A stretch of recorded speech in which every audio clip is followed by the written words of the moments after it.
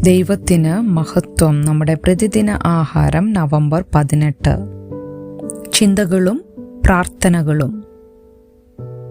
ഇങ്ങനെ പത്രോസിനെ തടവിൽ സൂക്ഷിച്ചു വരുമ്പോൾ സഭ ശ്രദ്ധയോടെ അവനു വേണ്ടി ദൈവത്തോട് പ്രാർത്ഥന കഴിച്ചു പോന്നു. പ്രവൃത്തികളുടെ പുസ്തകം 12-ാം അധ്യായം 5-ാം വാക്യം. എൻ്റെ ചിന്തകളിലും പ്രാർത്ഥനകളിലും നിങ്ങൾ ഉണ്ടായിരിക്കും. ആ വാക്കുകൾ കേട്ടാൽ ആ വ്യക്തി അത് ശരിക്കും അർത്ഥമാക്കുന്നുണ്ടോ എന്ന് നിങ്ങൾ ചിന്തിച്ചേക്കാം. എന്നാൽ എഡ്ന ഡേവിസ് അത് പറയുമ്പോൾ നിങ്ങൾ ഒരിക്കലും അത്ഭുതപ്പെടേണ്ടതില്ല.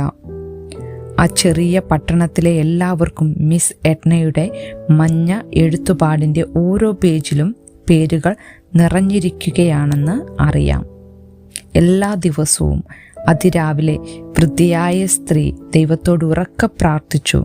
അവളുടെ ലിസ്റ്റിലുള്ള എല്ലാവർക്കും അവർ ആഗ്രഹിച്ച പ്രാർത്ഥനയ്ക്ക് ഉത്തരം ലഭിച്ചില്ല എങ്കിലും അവരുടെ ജീവിതത്തിൽ ദൈവത്തോളം വലിപ്പമുള്ള എന്തെങ്കിലും സംഭവിച്ചുവെന്ന് അവളുടെ ശവസംസ്കാര ചടങ്ങിൽ പലരും സാക്ഷ്യപ്പെടുത്തി. അത് മിസ് എഡ്നയുടെ ആത്മാർത്ഥമായ പ്രാർത്ഥനയുടെ മറുപടിയാണെന്ന് സമ്മതിച്ചു. പത്രോസിന്റെ കാരാഗ്രഹ അനുഭവത്തിൽ പ്രാർത്ഥനയുടെ ശക്തി ദൈവം വെളിപ്പെടുത്തി. അപ്പോസ്തോലനെ ഹെരോദാവിന്റെ പടയാളികൾ പിടികൂടി തടവിലാക്കുകയും അവനെ കാപ്പാൻ 4 ചേവകരുള്ള 4 കൂട്ടത്തിന് ഏൽപ്പിക്കുകയും ചെയ്തപ്പോൾ അവന്റെ പ്രതീക്ഷകൾ ഇരുളടഞ്ഞതായി കാണപ്പെട്ടു. എന്നാൽ സഭ ശ്രദ്ധയോടെ അവന് വേണ്ടി ദൈവത്തോട് പ്രാർത്ഥന കഴിച്ചു പോന്നു. അവരുടെ ചിന്തകളിലും പ്രാർത്ഥനകളിലും പത്രോസ് ഉണ്ടായിരുന്നു. ദൈവം ചെയ്തത് തികച്ചും അത്ഭുതകരമായിരുന്നു.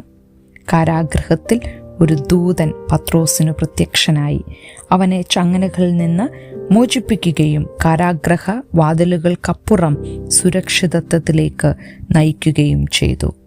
ചിലർ യഥാർത്ഥത്തിൽ അർത്ഥമാക്കാതെ ചിന്തകളും പ്രാർത്ഥനകളും ഉപയോഗിച്ചേക്കാം.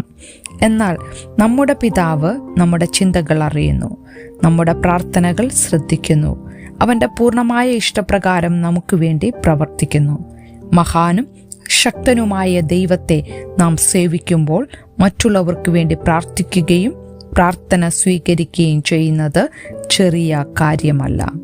ചിന്തിക്കുക, എപ്പോഴാണ് അവസാനമായി ഒരാൾ നിങ്ങളെ ഓർക്കുകയും നിങ്ങൾക്കായി ആത്മാർത്ഥമായി പ്രാർത്ഥിക്കുകയും ചെയ്തതായി നിങ്ങൾ അറിഞ്ഞിട്ടുള്ളത്? ഇന്ന് നിങ്ങൾക്ക് അങ്ങനെ പ്രാർത്ഥിക്കുവാൻ കഴിയുന്ന ഒരാൾ ആരാണ്? ദൈവത്തിന് മഹത്വം.